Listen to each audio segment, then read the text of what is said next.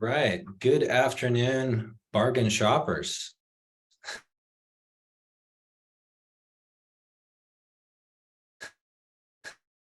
I think more developments coming out each week, it seems like. We have some great speakers today. And this headline I borrowed from a White House staffer that I heard talking about this. And yeah, his summation of this whole package is Decarb is going on sale.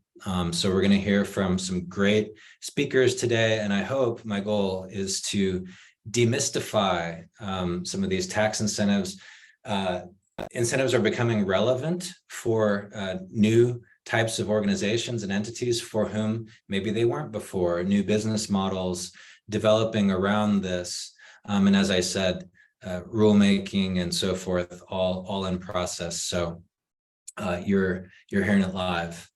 My name is Dave Hodgins. I'm executive director of the LA Better Buildings Challenge. So I will be the host today, walking through some introductory content and then handing it over to some fantastic guest speakers who are very much the subject matter experts in both the tax credit side and tax deductions. And then we'll have time for some questions, hopefully some questions from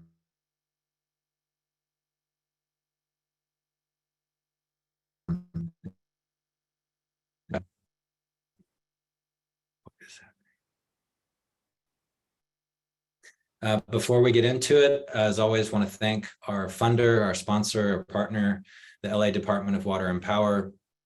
I can't believe we've been doing this work together for over 10 years now. And the department's commitment to decarbonization, to equity, and the things they're able to do as the largest municipal utility in the country it's so cool. So thank you guys, as always, for your support. Housekeeping, attendee lines muted as usual, just to keep things orderly, but please do send your questions. So this is a chance to get a hot take from the people who do this day to day for a living on the tax implications of all this cool stuff that's happening.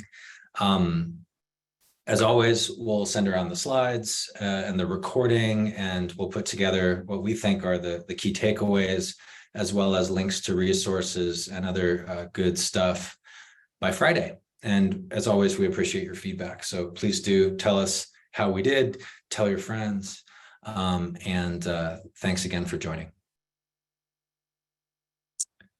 I think we can move into the topic overview, which is this bigger picture, this historic federal investment, biggest ever into the climate space. Interestingly enough, the LA Better Buildings Challenge, the Better Buildings Challenge broadly, emerged out of the last big federal infusion of money under ARA. So now it's IRA. But the Reinvestment Recovery Act back in the 2009 timeframe. Fast forward about a decade, and the market has transformed. Tesla was one of the grantees or excuse me, loans from the Loan Program Office at that time. Now that name is really ubiquitous. ESG has become a thing, part of the zeitgeist, part of the political conversation, for better or worse. And this is a pretty big package. I'm going to go into an overview of it on the next slide, but it's a mix of tax incentives, which we're going to talk about today, grants, loan guarantees, and other various programs. There's a whole slew. The biggest piece of it, so this is the overall allocation of nearly $400 billion in federal funding through, again, a mix of tax incentives, which are more indirect, and we're going to focus on that today, grants, loan guarantees, but the vast bulk, you can see about 2/3 of the total allocated value of this is around energy. A little slice there for water. I'd like to see more there, but that's me. And a lot of this, as we'll get into, is about building back up or building up domestic manufacturing, cleaning up that manufacturing, decarbonizing it. There's nature-based initiatives, all kinds of cool stuff. But for today, we're going to focus on the incentives that are relevant for the real estate market for buildings. Looking at this another way, zooming in on the energy piece of the big pie chart we were just looking at, 2/3 of the value that's being allocated here comes in the form of tax incentives. So that's important to understand. And this is very different than ARA. ARA had a lot more grants, a lot more direct funding to local governments, which laid a lot of the foundation for what happened since then, in the decades since. This is really flipped. Less than 1% of the total is going to local governments or state governments in the form of grants. This is very much geared around, if you kind of read between the lines, leveraging private investment. And there's great momentum there, of course. A lot of you are part of that. There's a lot more that we think, that we hope can be unlocked with these carrots. And then, of course, we've talked about, in other contexts, policies that are looking to provide some more structure and if you want to call it sticks to move the market along. So two things, carrots and sticks moving together. The DOE loan program office had got kind of into hibernation for under the prior administration. They've done some big projects, some very successful, some maybe infamous, but Jigar Shah, who's kind of a legendary investor and entrepreneur in the clean tech space, is heading up the LPO now. And he has a lot of money to move, both in the form of direct loans, and they're doing some super cool stuff around hydrogen, innovative energy storage, big, but also providing loan guarantees. And these are, again, very much, portfolio, large scale types of opportunities. But this is something that we are exploring as we look at mechanisms, opportunities to get at the upfront financing piece, because of course, tax incentives come into play after the project is financed, and not everyone has the upfront capital to get the projects done initially. So we'll come back to this more in future conversations, but thought it was worth calling out. And this is breaking news. I just got back in the office last Friday, and this dropped that very day. 20 billion in grants, and this is following on to a prior announcement of 7 billion, which brings it to a total of 27 in competitive grants to leverage private financing. And this is really to do three main things.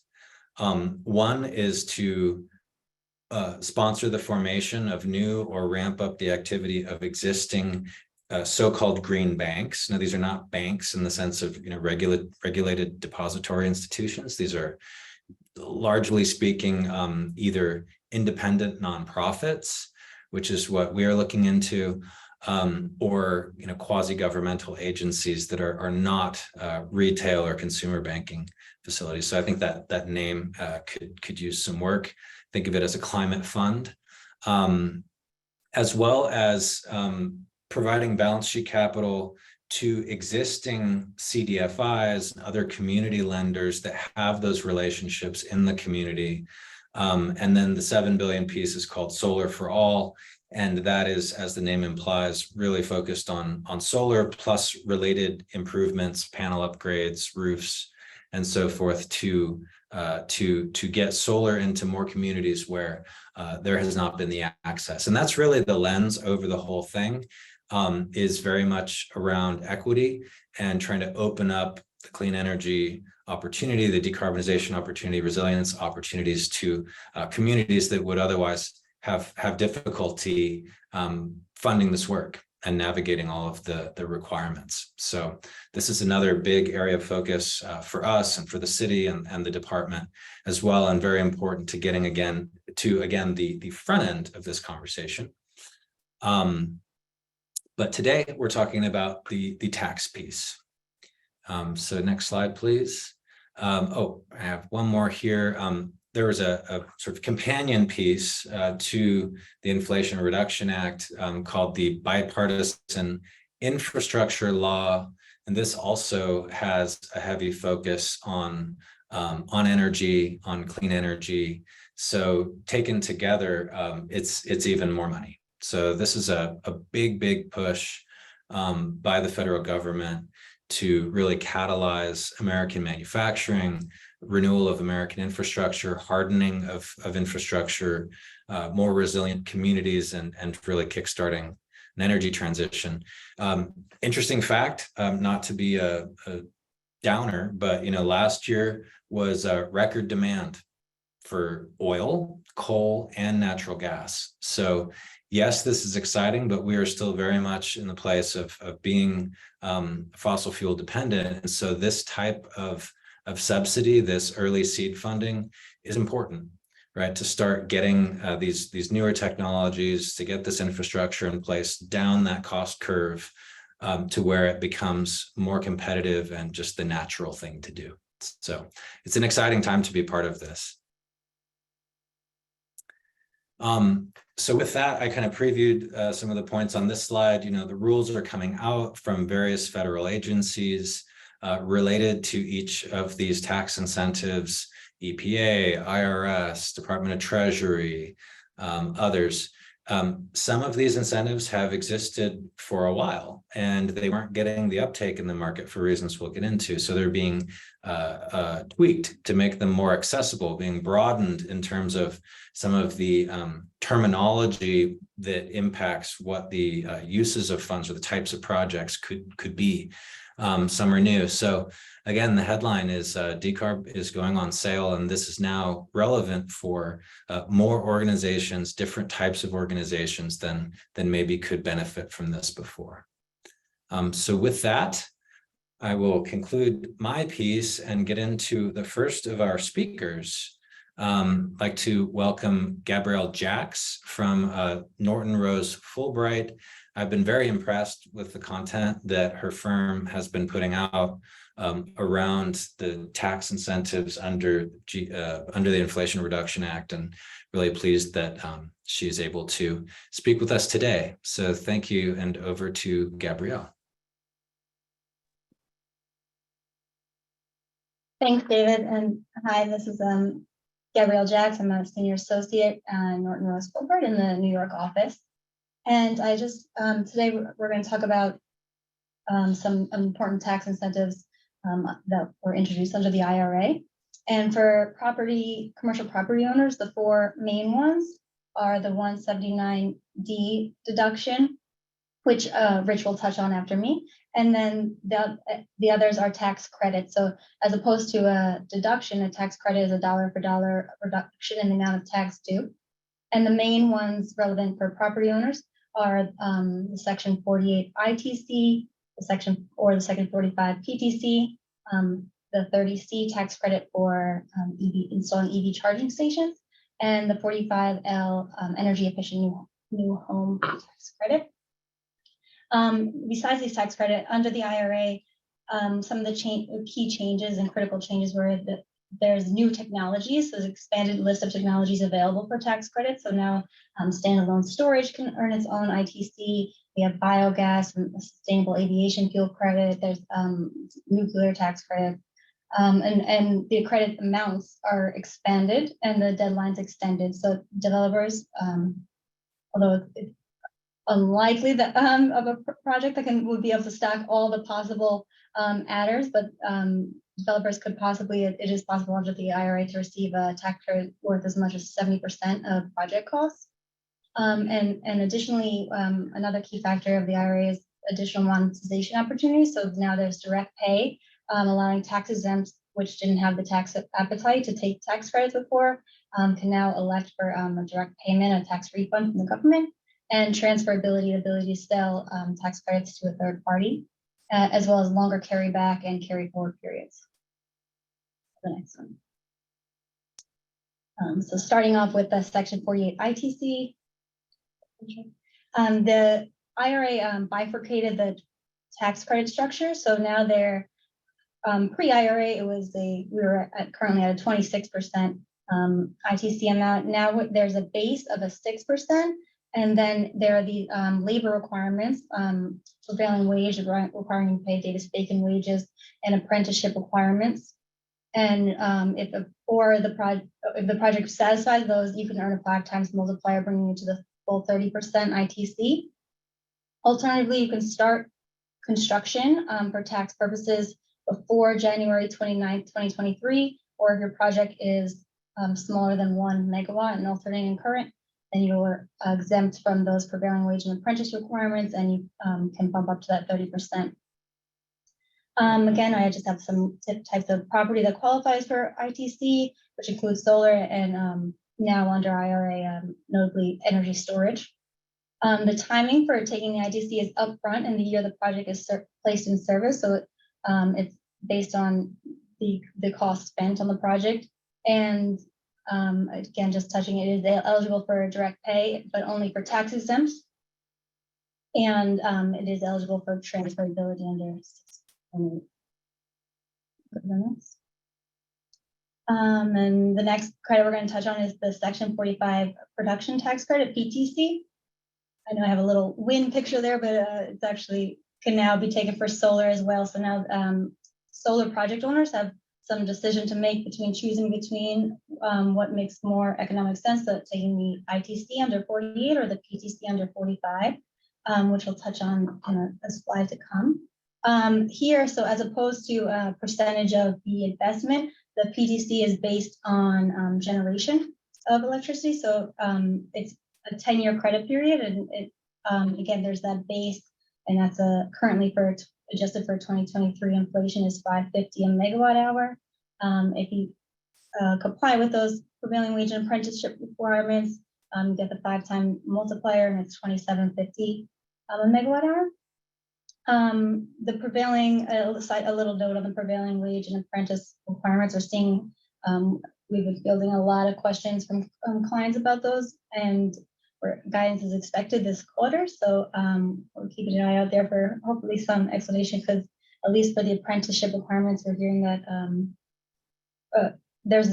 apprentices are generally not available anywhere besides California and Texas right now across the country.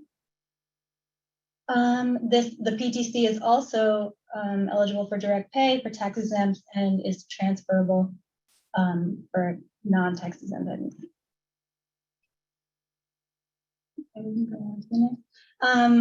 And this graphic just shows some of the adders that are available. So as I said, the ITC can get up to a 70% amount of the eligible cost spent on a project. So assuming you meet or are exempted from prevailing wage and apprentice, you're at that 30% ITC. There's a 10% bonus for domestic content. Currently, there's some guidance recently released for domestic content, and the general consensus and the IRS is informally acknowledged that the rules don't work for the industry right now, because in order to claim this 10% bonus, you have to have 100% of steel and iron must be US sourced, and an applicable percentage based on technology type and year, ranging from 20 to 55% of manufactured products have to be US sourced. And in order to claim this credit, taxpayers need to reach out to manufacturers and suppliers and have them share costs, how much their labor and direct costs are, which suppliers are not really willing to do right now. So these rules are not really working. Then we also have there's another chance for a 10% bonus based on a project being cited in an energy community. There is the Treasury released a list of census tracts that are eligible energy communities, and Los Angeles, I believe, is in one. And then there is an up to 20% environmental justice allocation.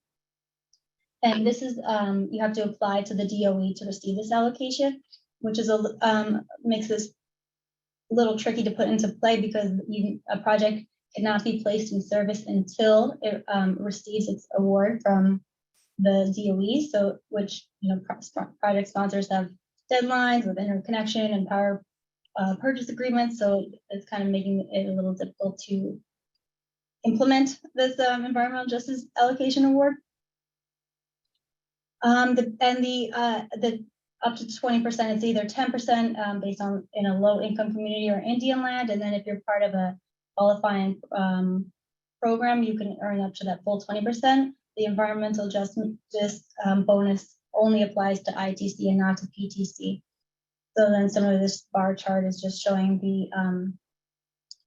the base rate should you meet the prevailing wage and apprentice or be exempted at $27.50 for the 2023 inflation, and then a $2.75 per megawatt hour for each of the domestic content and energy community bonuses. And as I mentioned, now under the IRA, solar projects can choose between taking an ITC or a PTC. And I can't take credit for this graphic. It's from ICF, but it's showing what factors go into play for modeling out the economics of a project to make a decision on what credit makes most sense. The three factors that really affect the decision are the project's expected capacity, the cost of investment, again, because ITC is based on percentage investment, so the higher the cost of upfront investment, the more likely the ITC is going to be a favorable choice, and bonus eligibility. As you can see, they have the blue is no bonus, the green is a single bonus, and the yellow is a double bonus. So the more adders a project qualifies, the more likely the ITC is going to make the most financial sense.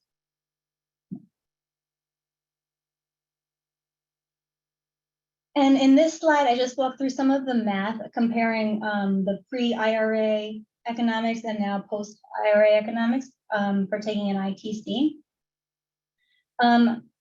This is more of a reference. I'm not going to walk through all of the math for time purposes, but as you can see, pre-IRA, even though there was 100% bonus depreciation, which is currently stepped down to 80% this year, so you can take less bonus depreciation in the first year, the higher tax credit, so that we're up from 26, and in this example is 30%. Again, at 40%, that would assume you reached are eligible for 30% based on satisfying the labor requirements.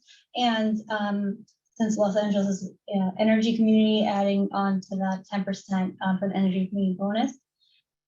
And this just walks through how you get not only the benefits of course the tax credit and then the depreciation tax benefits, and post IRA a project that costs $1 million would be 53.44% federal government tax subsidy in your project.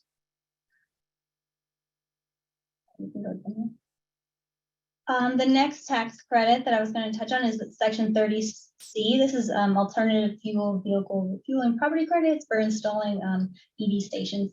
So it's broken out similarly to the ITC and taken similarly to the ITC upfront in the year the project is placed in service. So that's 6% and 30% if you meet the prevailing wage requirements. Again, eligible for direct pay for tax exempts and transferable, and the proceeds from a transfer are excluded from gross income. So generally avoiding the re-qualified income test concerns. The charging stations must be located in a non-urban area or an area that is eligible for new markets tax credits. So there's an online mapping tool. You can put in an address and find out if you're eligible for new markets tax credits, and if you are, your location will qualify for the 30C tax credit. Next. And the last tax credit I want to touch on before I hand it over to Rich is Section 45L. This is the energy efficient new home credit. And this is available for single resident homes or for multifamily homes. So the credit amount was increased. So if you meet the energy, and this is a credit available for the contractor or the builder of a multi-unit three stories and above building, and the credit can be taken in the year that the unit is leased or sold.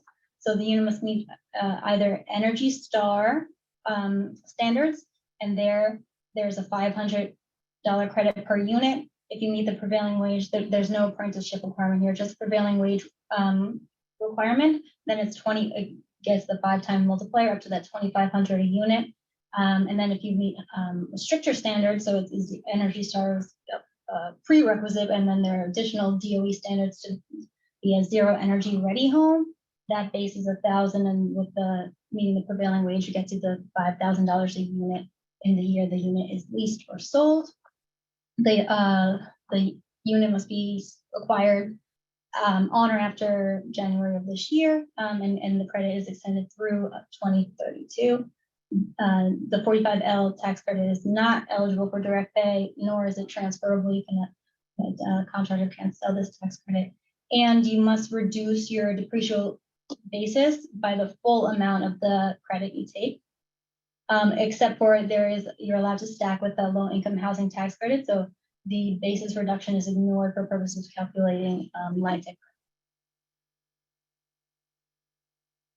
Okay, and then with that, I think I know I kind of rushed through, but hopefully that leaves some room for questions at the end, and I'll hand it over to Rich. Great, thank you, Gabrielle. That was fantastic, and we will have time for questions at the end, I think. And folks, though, please do feel free to type them in as you have them. I know I was noting down a few extras of my own as we were going there. So yes, over to Rich Maiolo with Capital Review Group to talk about the deduction side of things.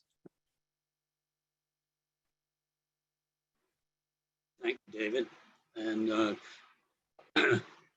I've been with Capital Review Group since its inception in 2004. And my main responsibility is to head up the energy tax deduction department. However, I do get involved in some of the other tax benefits that we provide services for.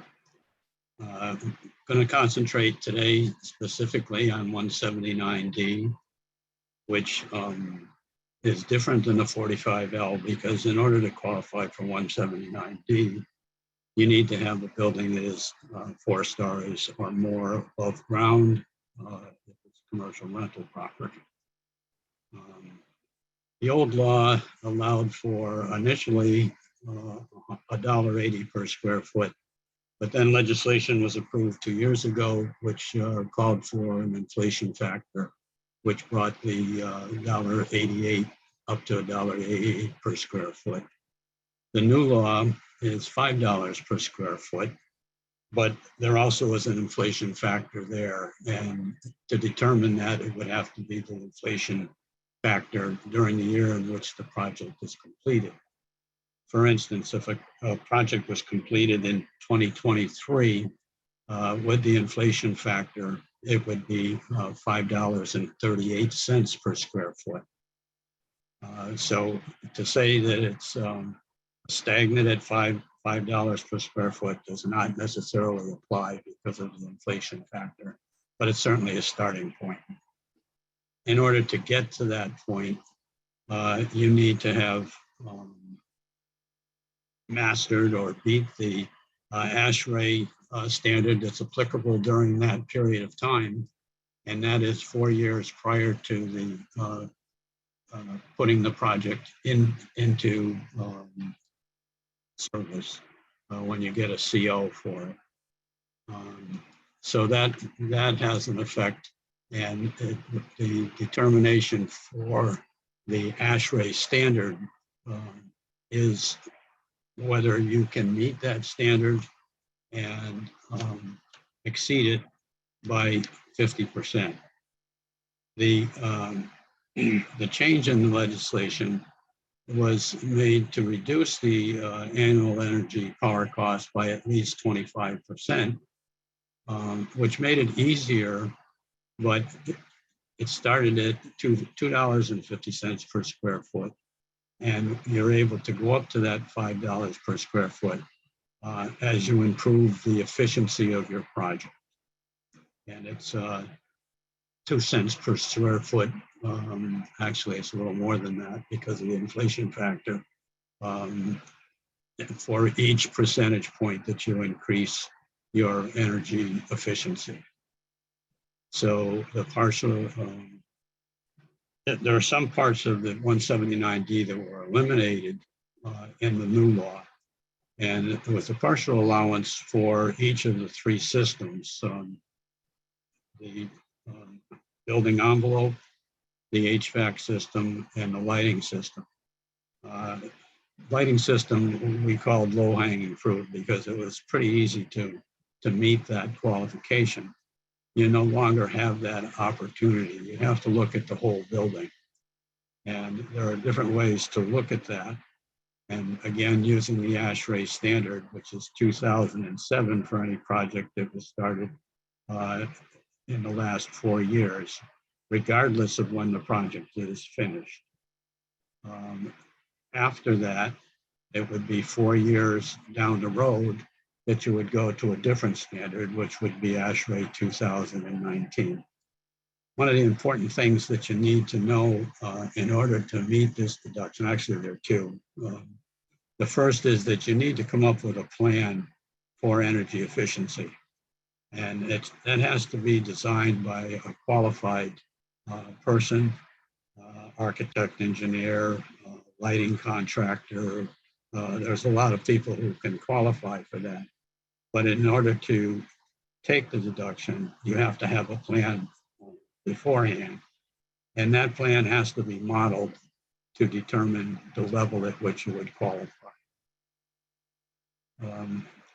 Now, this is, the deduction amount is, again, variable by year, and it starts at $2.68 per square foot for 2023, rather than 2050, and then goes up to at $5.38. The interesting thing is that if you're doing a retrofit, you're looking at the building standard itself, and that has to do with local building codes. And then the other thing that is very important, in order to meet that minimum amount, you need to have met the prevailing wage standards. And there's some interesting concerns there. One is that there may not be prevailing wage standards in the area in which you are building or retrofitting. So the IRS has come up with a plan on how to determine that. And basically you have to contact them, tell them where you're building. And if there isn't standards, they will provide them for you.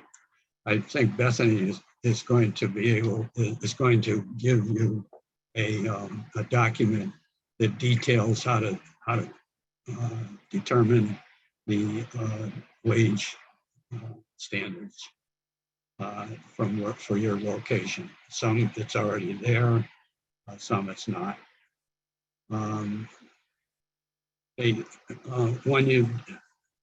If you have already done a 179D for your building in previous years, the new legislation allows you to go back for commercial buildings to look at redoing it in every 3 years. Now, the interesting thing about that is that if you took, say, a deduction in 2019 and you wanted to do an improvement in 2023 to increase your energy efficiency, that you have to look at what your original deduction was. And the only thing that you can deduct beyond that is the difference between the new retrofit and the amount of deduction you were able to take during the initial 179D certification. I guess there are a lot of other things that you should ask yourself if you've never done a 179D certification. And you have to be specific about your entity, how the tax is going to be taken. Are you a building owner? Are you a leasehold improvement? Are you a designer of energy efficiency construction or energy efficient improvements? And that can be anyone from architects, engineers, and contractors. That's part of the 179 deduction, but my guess is that most of you are probably in the building owner or leasehold improvement category, not necessarily in the design area. Special conditions for both. But the prevailing wage does apply for any projects that start after the 1st of 2023. If you had projects that have not been certified over the past few years and would like to have them certified, the prevailing wage does not apply if the project was started prior to 2023. So that's something to consider. And the doesn't matter when the project is completed, it's when the construction actually started is the point at which you can make that determination about the prevailing wage. I've got a couple slides that show some particular information. And one of them is an auto dealership redesign that we did in 2021. And we had some challenges there and some goals that we wanted to meet. The building had been in existence for a while, but the owner wanted to make it more customer friendly and to reduce their energy costs. So they decided to go with a high volume HVAC system, smart solar skylights augmented with LED lighting and building automation and some envelope changes and R factors, U factors, and both glass, roofs, doors, and they had a plan for that. So we looked at the plan and we explored the incentives that would be available after the project completion. And we looked at the return on investment for the redesign. And we came up with a plan to capitalize all the energy efficient tax deductions. And during that time, what we found was the building exceeded the ASHRAE standard that was in effect at that time, which was 2007. And their benefit was going to be $1.80 per square foot for the whole building. It could have been used, they could have used 60 cents per square foot for one of the three systems if the whole building did not qualify. And they had to meet certain standards. For instance, lighting had to be at least 20% of the 50%. And what this particular building achieved at that point was $1.80 per square foot and $516,600 in tax deductions. And because it was done, the redesign was completed in the year that the study was done. They did not need to amend any tax returns. Well, that's a critical issue. If you were looking back at something that you did but didn't certify, you would have to amend your tax for that particular year in which it was done. So if you looked at this particular project in 2021, no return amendment was needed. If you looked at it in 2022, you would have to amend your 2021 tax benefits. And that applies for regardless of when. Now, looking at 2023, there haven't been a lot of projects that have been completed. So what I did was I took this particular project and transposed it to the 2023. If you can show the next slide. Okay, it's the same project, same goals, same challenges, same way to determine whether it met the standard or not. And what we found was that it did qualify, and it would have, because it exceeded the standards for 2027, 2007 ASHRAE standards, and by at least 50%. So it started at the level of the $2.50, but as we did the modeling for it, and that's a critical part of 179D. The federal government provides you with a standard and then a software program that's approved to determine if you met or exceeded the standard. And that's usually done by a qualified engineer or software person. And that's one of the things that is done by a third party. It cannot be done internally because there would be, I guess, an opportunity to say the project met the qualifications. So it has to be someone who is not involved in the project, either in its design or in its construction. And there are a number of organizations out there that can provide and who are qualified to do it. So the end result was that this project would have qualified for the $5 per square foot, which would have netted them over $1,435,000 using the $5 per square foot for 2023, which is a considerable increase that over the project benefit from 2021. Again, that would be inflation figure would be involved in that.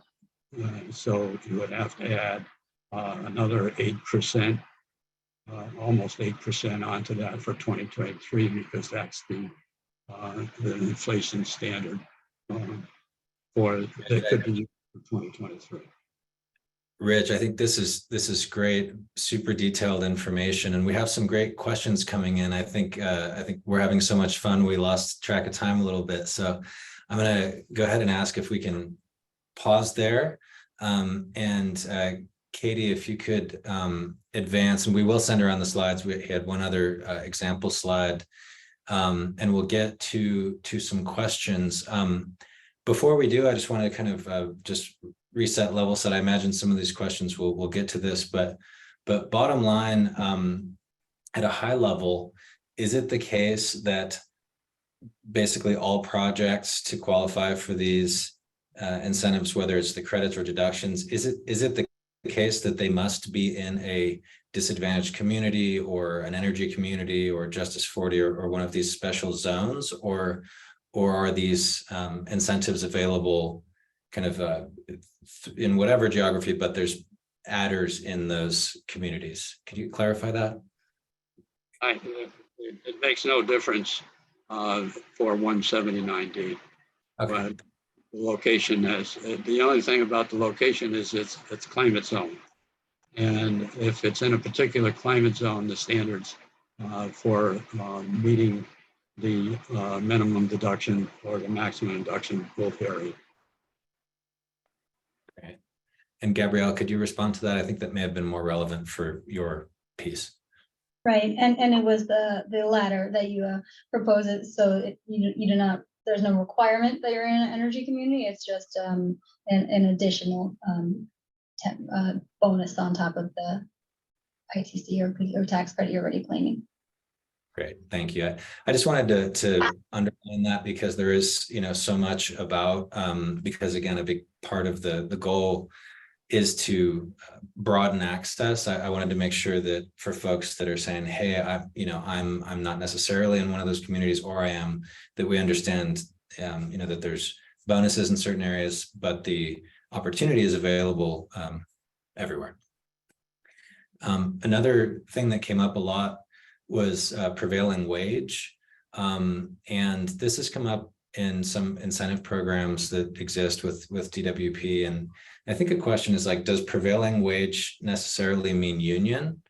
And, you know, I could say, at least from DWP's perspective and the program, they have for affordable multifamily customers, that is not one and the same. A non-union contractor, as long as they are providing those prevailing wages and meet the other requirements, which does include apprenticeship, they're okay. So, and like you said, Gabrielle, and you know, the availability of a workforce that can meet these requirements varies, you know, market by market. But for our audience today in LA, I think it's a more familiar kind of requirement that's just sort of in play already. Great. Well, I want to make sure we get to some of these great questions.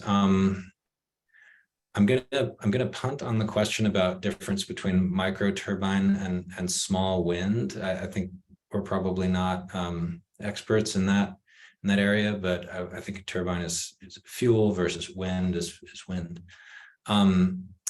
I think this is a question related to the homes. I'm gonna forget the number, Gabrielle, but do new development projects with PV require occupancy to claim the credit? Are there any other restrictions? I suppose that means, do they need to be leased and or occupied, or what's the timing to claim the credit? Is it like C of O and you're good, or does someone have to actually be there? I hope I'm getting that question right. So the contractor can claim the 45L credit on their building when the unit is leased or sold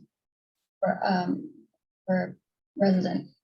So they take it and they at the time that the unit is leased or sold, that's when the contractor is able to take the credit. I don't know if that answers the question. Hopefully that's satisfactory, or if it's refinanced or something. You know, this is all very new, so hopefully that answers the question. We have a buyer of ITCs, and I did want to ask a question, so maybe I'll just ask about this. Gabrielle, is around the transferability. Can you just, you know, talk a little bit more about how that works, what the marketplace currently looks like, you know, business models that are developing or established? This specific question was, if I'm a buyer of ITC, what do I need to have in hand before I pay for that? Is there some documentation and so forth that they have to attach to their own tax return in order to? Yes, so there's there's recent guidance on transferability and direct pay, and so both the seller first has to register online and receive a registration number, and then they need to also provide to the buyer what they're calling minimum documentation, showing that the project exists, showing its cost, showing if it satisfied prevailing wage, evidencing that, if it's claiming any bonuses, evidencing that is complied with the requirements for the bonuses. And then both the seller and the buyer have to attach a transfer election statement and a IRS form, it's form 3800, to their tax returns for the tax credit year that the tax credit is being transferred. Then, yeah, so the seller has to register online. There's we're getting a lot of questions about this. I think it's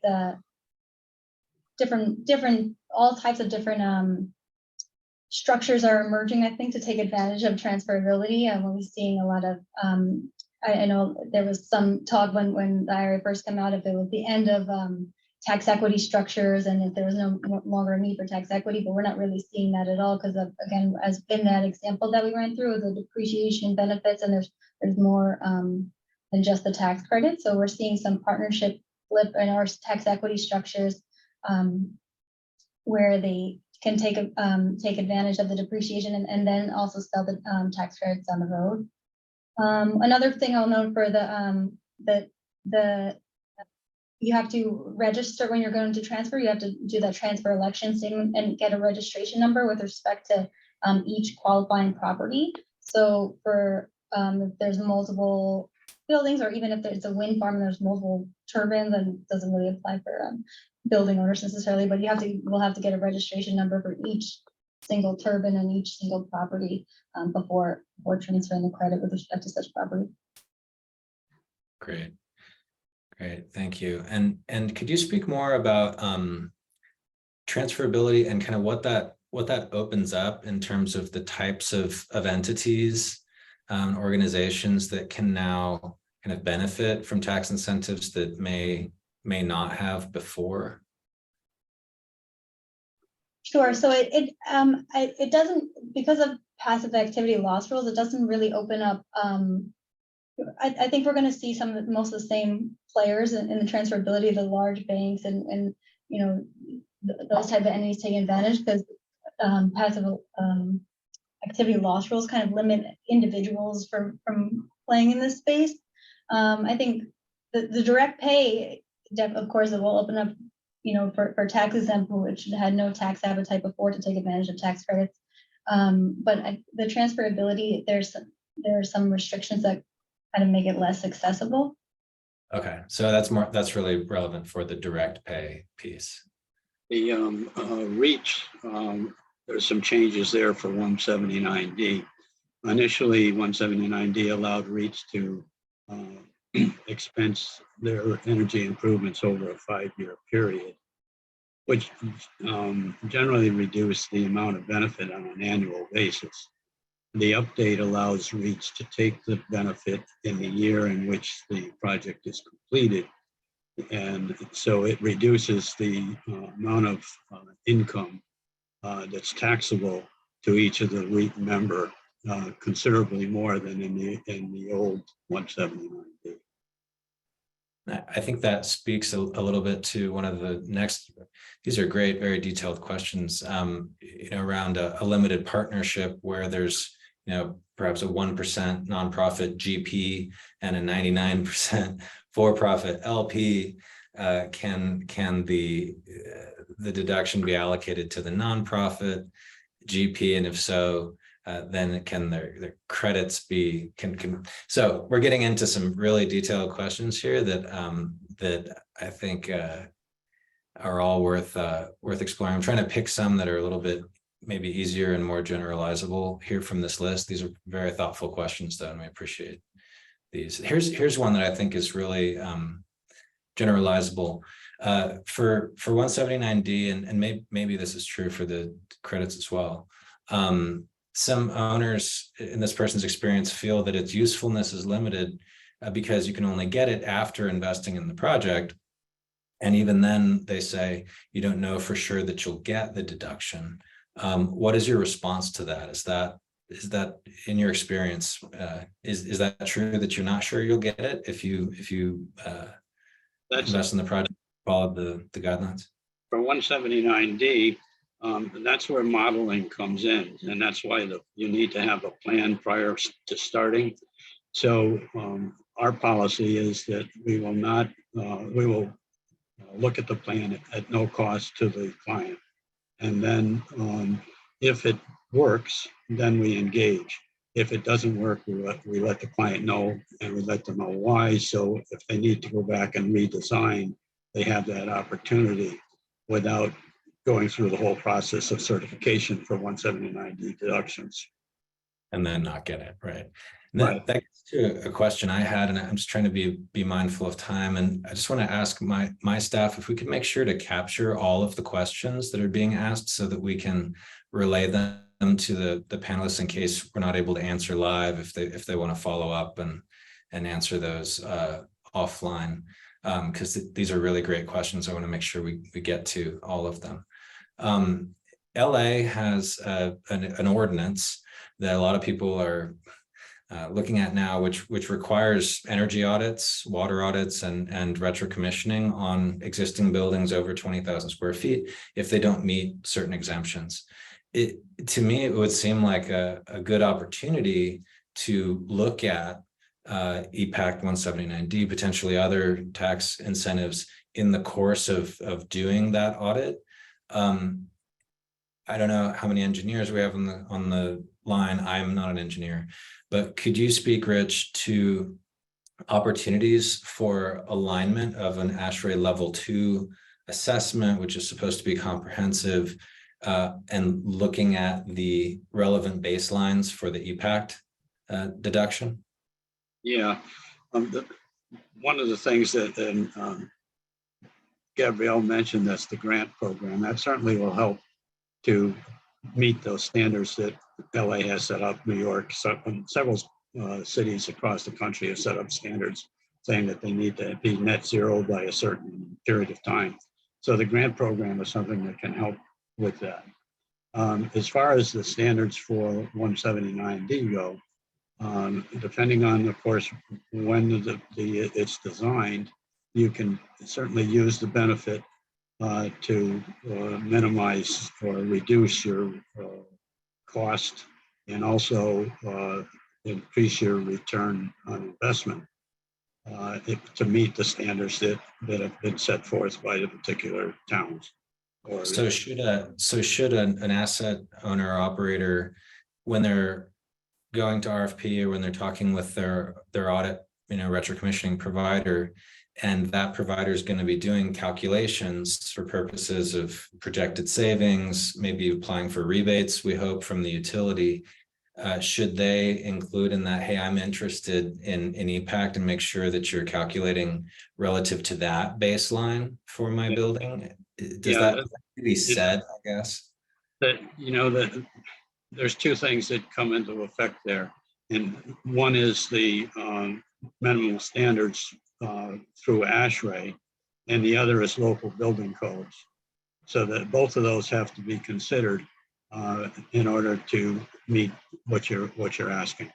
And so what we're finding is that most local building codes at least meet the ASHRAE standards. So that, but it's certainly something to look at. And if you're going to do something, my advice is always to look ahead and look at all of those things that affect how much it's going to cost you, and also can you meet whatever the requirements are, both for 179D and for the local standards, to meet the LA projections. Requirement. Okay, fair enough. I agreed. And I think we'll make this the last question. I'll direct it to Gabrielle first, and then Rich, if you want to touch on it, and then I think we just have a couple concluding slides. Public agencies, how do you recommend that public agencies approach EE projects in order to benefit from 179D, since they're tax exempt, but still paying for projects? So public entities, I guess they asked specifically about EE and 179D. So maybe Rich, if you could just quickly, and then Gabrielle. Yeah. The new legislation provides is an opportunity for the public entity to negotiate with the designer to come up with something, possibly reducing their cost based on what the potential tax benefit is for the designer. Because the public entity doesn't pay taxes, they're not able to take the benefit for 179D, which is not the same in all tax credits or benefits, because sometimes they can use those to defer their employment taxes, but that's not the case with 179D. Gabrielle, could you take that, please? Sure, and again, I guess I would just references to direct pay and the eligibility now that you can take tax exempts are able to take taxes. We've seen certain universities installing geothermal and all different types of tax exempt entities trying to take advantage of tax credits under IRA. Yeah, and I think that's what the White House was talking about when they were saying that is going on sale. So for folks like that, it's direct pay. So thank you both. Thank you for all the questions. I thought the pursuit to understand all of this. Again, thank you all for joining today and for the really great questions, the great content, examples from our speakers. We'll share all questions that we didn't get to with the speakers in case they're able to make time to respond to those.